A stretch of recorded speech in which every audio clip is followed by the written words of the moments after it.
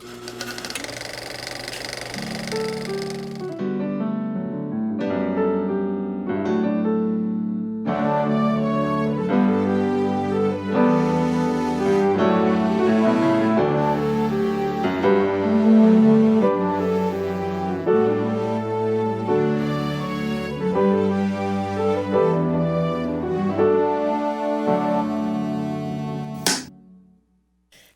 Manuel. Hi, nice to meet you. I think I've heard your show before, actually. Oh, my. Yeah, I'm a fan. Oh, well, thank you. Well, I'm a big fan of your movie, A First Date. Boy, oh, boy. Thank you. Thank As, you. as everybody knows by now, it's like, I love this film. They've all heard my very first date story back in the 70s when I got stuck with the check at a McDonald's drive-thru. And I Oh, have to tell you, I would much rather have gone on this first date with Mike and Kelsey with all of the hilarity and the hijinks that you bring to play. Um, oh wow. this is so creative, it's fresh, it's funny. Um, you incorporate so many things here: crooked cops, drug dealers, a crazy cat lady, book clubs, kidnapping, torture, locked in a trunk, gunfire, and the most obnoxious characters of all time, the big man on campus, Jocks. Uh, y- Yes, yeah, we wanted to throw everything in, and it's funny because that's kind of when things just started snowballing as we were throwing the idea back and forth, which was inspired by my own real life car problems that I was having. That just became the fun of it. It's like, how crazy can these situations get? How wild can these people get? How can they mess up each other's lives in funny, interesting ways? And those type of ensemble crazy adventures.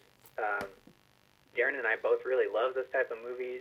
It seemed like it had been a while since we had seen one, to newly be released, and it was like, what happened to those movies? Those were cool.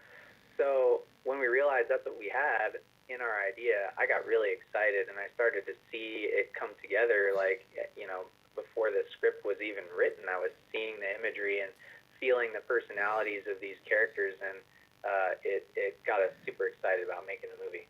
well, and as I'm watching this film, the film Rat Race from a number of years ago had Whoopi Goldberg in it. It reminded me of the hijinks of that. Everybody is going after, wants to win a prize, and the hijinks, it's stopping at nothing. And this comes up, and this comes up, and this hurdle comes up. And it's an incredible cast of extremely well drawn and funny characters. And that's something that you've done here that really tickled me is you have a lot of characters, but they're all very three-dimensional. They're all very well drawn. And when you get this many characters, most of the time somebody becomes a throwaway. But every one of these, the cops, okay, Sergeant Davis could have turned into a nothing. And that is one of the surprise breakout twists in this film. And you don't expect that. But there's more to her just by her attitude and her demeanor every time she stops poor Mike for something. Um, Yeah. but you do this with every character. And I so appreciate you fleshed them out so well.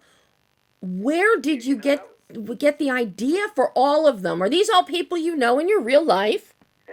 Fortunately not. Fortunately not. They come from the imagination, but I think there are probably pieces of people I know, and probably pieces of me in many of them. If not all of them. But to what you were talking about, that was a huge part of the attraction for us. Like, I love characters that maybe are a little exaggerated or interesting or extreme, borderline cartoon, but that do feel like real people because they have lives, internal lives, things that they care about other than the plot of the story, and it's so much fun to work that out in the script. Like, okay, this is the plot. thread. This is kind of, the main character's journey of what's going on, but figuring out what the other people care about around them, even if it has nothing to do with the main character. It's so satisfying to see that come together. The actors love it because they have things to play off of, and things to work out amongst themselves. It makes the rehearsal process really fun because that's when you actually start seeing these characters come together and the actors are putting even more personal touches into the characters. Mm-hmm. We had some actors who brought their own wardrobe, and it was like, that's amazing. Like Ricky, played by Angela Barber, created her whole ensemble. Her son's band is actually on her T-shirt, but it just brought this whole other dimension to that character of Ricky that was like too good to pass up, and then little things with dialogue or backstory or motivations why characters are doing certain things. Jesse Jansen brought so much depth to his character's kind of suicidal nature. Mm-hmm.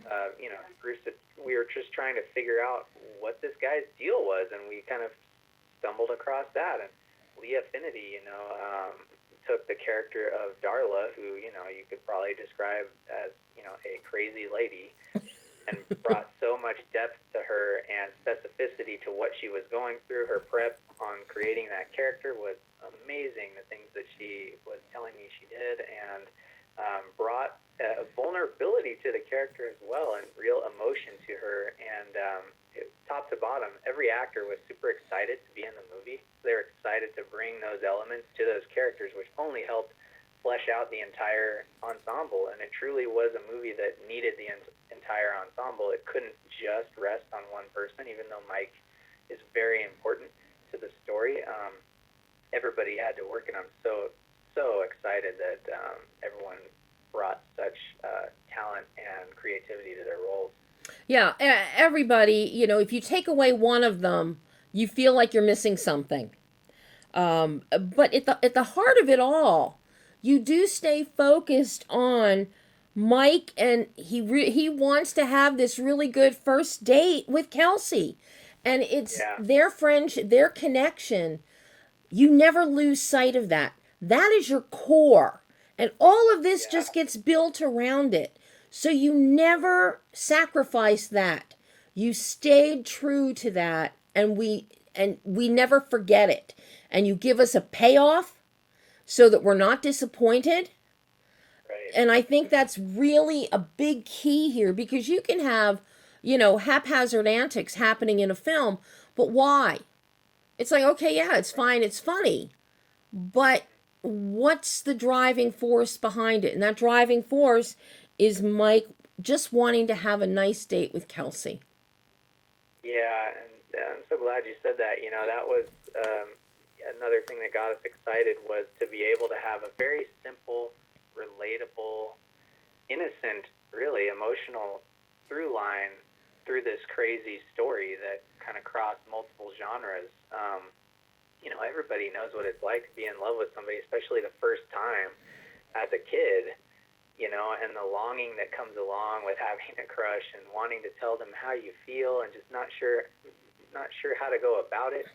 Not sure if you're ever going to be able to, meet up with them in person for that first date. Where are things going to go? Does she like me back? Does he like me back? That sort of thing. And it just was really fun to bring a lot of those, childhood, teenage memories to this project. And, the longing aspect in particular worked pretty well with the structure we had for the story, because I guess it's not too big of a spoiler to say that it takes a while. There's a lot of things in this movie that happen that are not the date, and Mike is constantly delayed, and that's the joke of it. But he's always wanting to be with her, and she's wanting to be with him. So it created that longing feeling I was talking about, and made it, for me at least, even more satisfying when they finally do come face to face. Well, and I've got to ask you. Here you are. How many hats did you have on? You are co-writer, co-director with Darren. You're editor. You're a co-composer. You're cinematographer. Are you insane? Possibly. I probably am insane, but there's a couple of reasons for that. All of that involvement. Number one, Darren and I kind of both came from this DIY film school approach, the Robert Rodriguez mentality of Yep. finding a way to make the movies. And we, coming from short films, we never really had a lot of resources or a lot of crew to work with. So that's kind of how we learned how to make movies, and it became natural. Why wouldn't the director be behind the camera? It just fit. And over time, as I learned as a kid in high school and so forth, I just really grew to love all that stuff. It was fun and exciting. I love being behind the camera. I love editing stuff together. It was just a really fun, creative experience. So it kind of just became part of the process. When it came time to make this movie, we thought, well, this is awesome because we know between the two of us, if we had to, even on the worst day on set, if it was just us two behind the camera, we could still shoot a scene. And so that was very empowering to know that.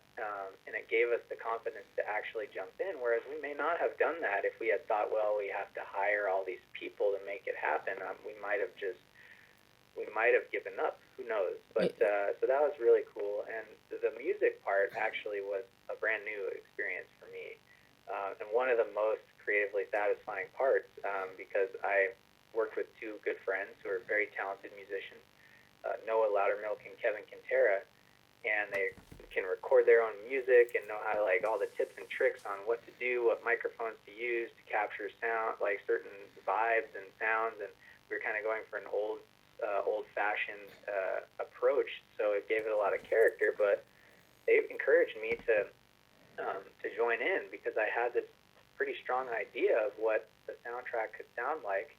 We knew that we had been inspired by Santo and Johnny's music for the 8-track music, but we knew we couldn't actually get that music to be in the film. So it kind of became, well, okay, how do we capture something that evokes the same vibe? And they have a very specific vibe. That slide guitar lap steel sound became a jumping off point. I didn't know how we could do that. I'd never played a lap steel before, but I was like, I have an electric guitar. I can get a brass slide from the music store, and I've never done this before, and I'm not a great musician or by any stretch, but we mess around and see what we come up with. And we started playing around, and man, it was so fun. We kind of stumbled across this weird, cowboy SpongeBob vibe that wound up fitting so well, and it was romantic but weird, but super specific. And then we thought, well, what if that band scored the movie? They got all anxious and did the crazy parts of the movie. So we did that too, and it was so fun just being experimental. And it was like learning filmmaking all over again, because everything to me was brand new. Every single thing we were doing was brand new to me. I was learning something every day, and it was so exciting to hear the finished music and realize that we created it. Such an awesome feeling, and I even realized that I love making music, and I hope to continue in the future. So super, super rewarding. I've got to ask you, because you were wearing all of these hats, when you've got the director's hat on, are you looking at a scene as you're getting ready to shoot it? Are you looking at it with an editorial eye? Did that impact your choices when it came to your blocking, to your lighting, to your framing? Were you thinking editing in your head? Absolutely, yeah, and that was a necessity for creating this film because it was somewhat, ambitious, and we were so limited on resources. We had to do it that way, and so knowing what angles to shoot always helps, and you can give yourself wiggle room and run full takes if you want to and things like that, but it really helped me know what shots to get, know when to cut if we couldn't get an entire shot. And some things in the movie were looking at the script, this seems like it will be impossible to film. Okay, well, yeah, if you were to get a wide shot of the whole thing the whole time, it would be impossible to film. But what shots can you get that make it doable? So you kind of have to edit stuff a little bit before you start shooting. it just helps you execute that plan better and create illusions, because that's what filmmaking is. You're creating. Mm-hmm. So for big action scenes and car chases and things like that, we're creating these illusions that these cars are moving. The actors are driving when the actors are not driving at all, and so getting the right pieces was key. And even in terms of lighting, we were very limited on lighting. Yeah. Due to budget and due to power capabilities at a lot of the locations we had. We didn't have a blimped generator, so we were relying on house power most of the time. Could only run light so far. So then it's like, okay, well, what shots do we need to make this scene what is envisioned? And then we only have a certain amount of lighting, so do we have enough light to light this shot? We do, great, because we know we can cut to this other shot. Over here, we have enough lights to light that shot, and we can kind of go back and forth. Mm-hmm. And so it was so much of that was wrapped up in the fortunate circumstance that myself and Darren were used to wearing multiple hats, understanding each part of the process. We were able to stretch our resources a lot farther than what we would have been able to do if we didn't have that experience and that background. Oh, absolutely, absolutely. And I have to commend you on, you could have gone with wide shots or mid shots, but you've got a lot of close-ups happening here. You have a lot of difficult shots within the car itself. I know how tricky a lot of those are, and for some of them, it's like you got to be able to maneuver and get in the back seat. Of course, it helps having a '65 Chrysler.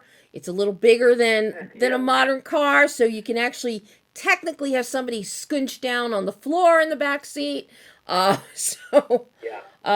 but a lot, you really put a lot into varying your angles, varying your framing, and you did a really excellent job with that.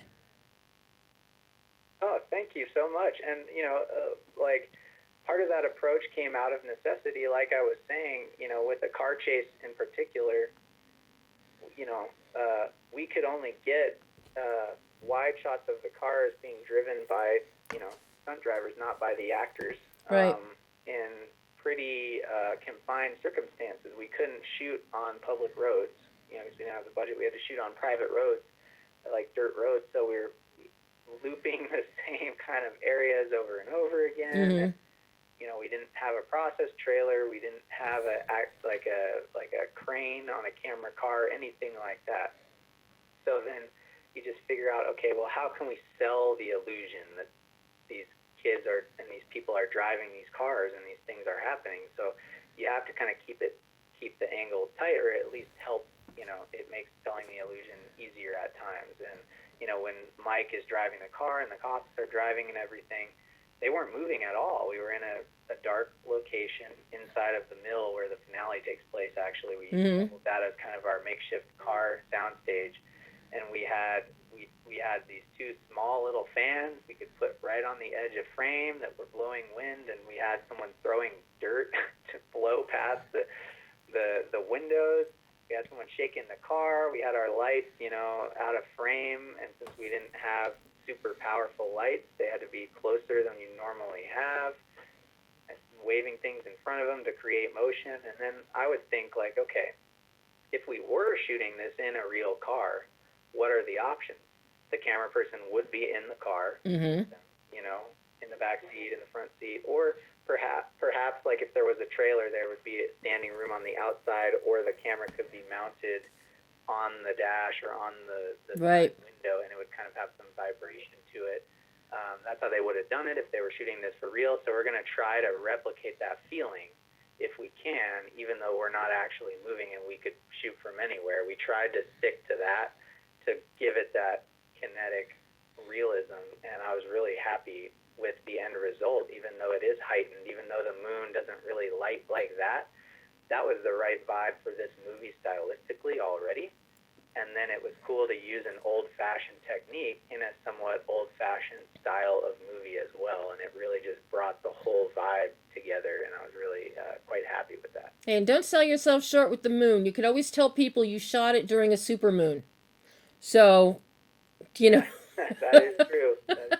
so you're good to go there. Now, I must commend you for being smart enough because you've got a lot of fights happening here, a lot of fight choreography. And I spoke with Tyson and Shelby already, and Shelby said she actually trained with a stunt person, and Yeah. she was thrilled with the exacting nature of the fight choreography.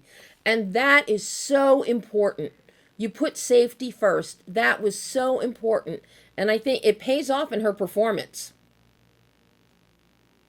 Oh, absolutely. And she did a fantastic job, especially with having zero fighting experience at Mm-hmm. all. I mean, the physicality she brought to it, I was blown away.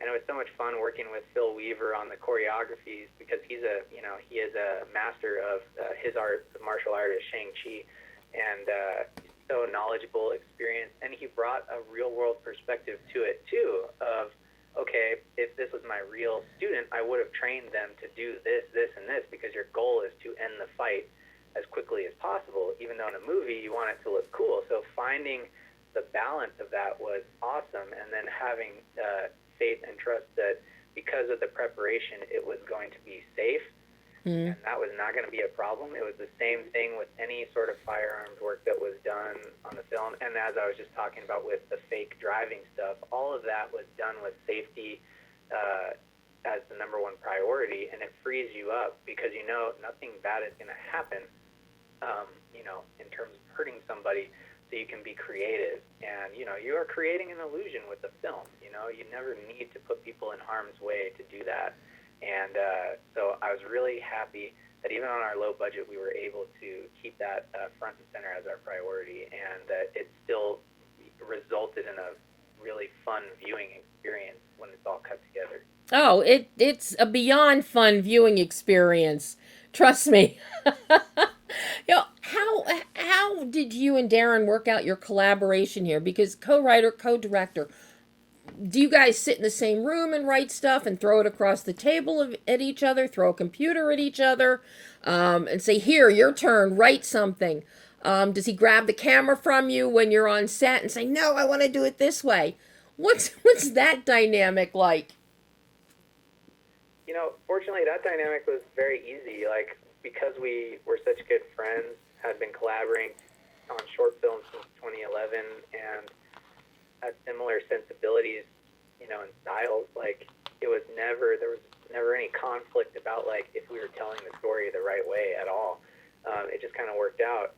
From the writing process, since he still lives down in Valley Springs and I live out of the area in Tahoe, there was some in-person collaboration as I would go down and visit and we'd write for a while. There was a lot over the phone too, where we'd be on the phone and I would be typing and we'd just be talking stuff through, starting with the outline and going into the script. And Darren is great with story outlining and structure and kind of coming up with awesome, weird, off-the-wall events to happen. And then I kind of focused on the dialogue specificities after we fleshed everything out. And then from there, it's like, if he had shot ideas, he'd just let me know. I'd be like, oh, yeah, that's cool, let's do it. It seemed like a lot of the time I would think of something and he would just be like, yeah, that's awesome. Like, we were just sort of on the same page. He was cool with letting me operate the camera. There were times where I was driving the car. If I had to be the stunt driver for Mike that day, Mm-hmm. then he would run the camera. During the big scene at the end, there were a few shots done with the second camera, but not many. But it was really quite an effortless collaboration, and it was a lot of fun. So no, not really challenging at all. What cameras and lenses were you using on this one? So we shot primarily on the Ursa Mini 4.6K, and then we used Rokinon Cine DS lenses. And then in front of those lenses, we used a Lettuce Anamorphic 1.8 anamorphic adapter because we wanted it to have the old school anamorphic look, but we had no money to rent Panavision C series lenses No, of course not. and a 35 millimeter peak. We did the best we could, and our main priority, to be quite honest with you, and I really learned this also from Jeremy Saulnier's first movie, having access to that camera at all times, that camera and lens package, was more important than the price tag or the seeming quality level of that equipment, because the most important thing for us was to make the movie, and our schedule was very unorthodox. We needed flexibility, and we needed to be able to stretch out the shoot in order to accommodate everyone's work schedules, which we were filming around. So we had our camera and lens package the whole time, and so that's what made it the right choice for us. And it brought a kind of a grittiness to the image, which I really liked. It captured a vibe of those mid '90s movies, independent movies that you could tell were kind of shot a little bit on the fly. Mm-hmm. That was so awesome to me, but at the same time, it did give it a greater scope as well, which this movie is a small story inside of a really big story. And so it was cool to echo that with the visuals as well. Yeah, I really like the visuals on this. I like your color. Your color works really well in this. But yeah, the Ursa, I checked it out a few years ago at the NAB convention and played with it. And the Ursa is really a nice little camera. But that excites me to hear that you got the anamorphic adapter. Because I'm looking at the film the whole time and I'm thinking anamorphic. Yeah, and it was cool because that lens adapter, softened up the image quite a bit, but that helped counteract the extreme sharpness of the Ursa Mini, and also took a lot of the modern edge off of the image, and we wanted it to feel a little bit timeless or time ambiguous, I suppose. Yeah. So yeah, I was really pleased with the end result. So now at the end of the day, the film it's going out there. Everybody is going to get to see it. Finally, what have you learned about yourself as a filmmaker? Making First Date, it's your first feature. You got a lot of stuff behind you, but it's your first feature. So I'm curious, what was that learning curve and what did you learn about yourself as a filmmaker that you can now take forward and implement in your future films? Oh man, that's a great question. And I guess I'll get a little personal here, because I think the biggest thing that I learned is, I had always fully thrown myself into every short film I had done. Because it's a short film, it's a short period of time, and that is sustainable. And on this one, I definitely learned that taking care of yourself, your health, your relationships with those around you while making a film, that is the fuel that is going to get you through a ambitious, long-running project. It's a necessity. It's an absolute necessity. And I learned that the hard way, but I'm so grateful that I learned that lesson, in a relatively low-stakes environment, of a small independent feature film. I will take that with me for the rest of my life, movies and otherwise. So. Yeah. So what's next? What's on your plate next? What do I get to see next from you? Well,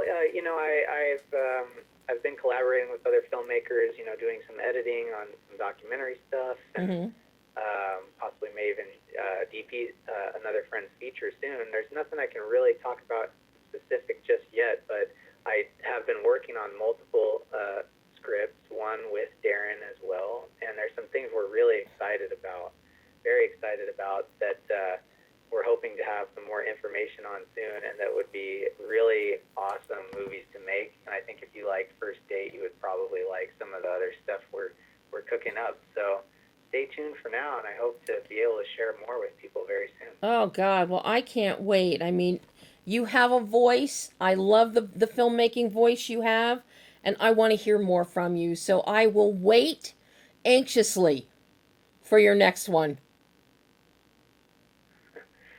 Thank you so much. That really means a lot, and it's been awesome speaking with you. Fab, I can't. This has been so wonderful, so wonderful. I can't thank you enough for taking time to talk to me about First Date. my pleasure, really. And I look forward to the next time. So, you have a great evening.